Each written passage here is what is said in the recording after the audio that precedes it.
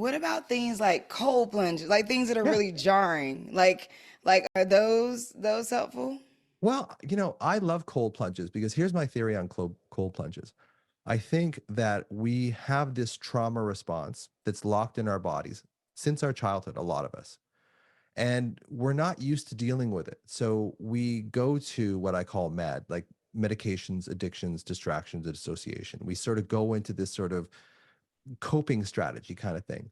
But what cold plunges do is they create a lot of epinephrine in your system. They create a lot of cortisol in your system because it's a stress response. But it also shows you that, A, you're in control. You can get out of the cold plunge if you want. But you can also sit in that cold plunge and you can sit in that pain.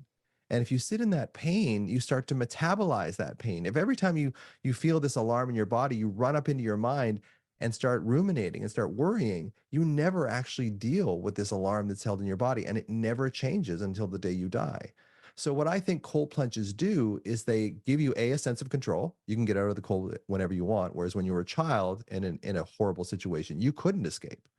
So it gives you this feeling like, okay, this really hurts, but I'm going to consciously and intentionally stay here in this discomfort so I can learn how to metabolize it and deal with it. So every time it comes up, I don't have to run into my head with worry. I don't know if that makes sense.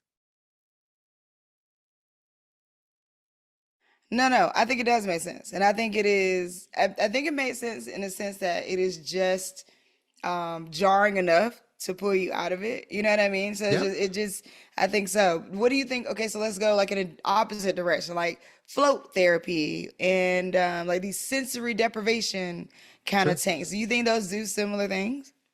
I think it makes you, face your trauma head on. Like when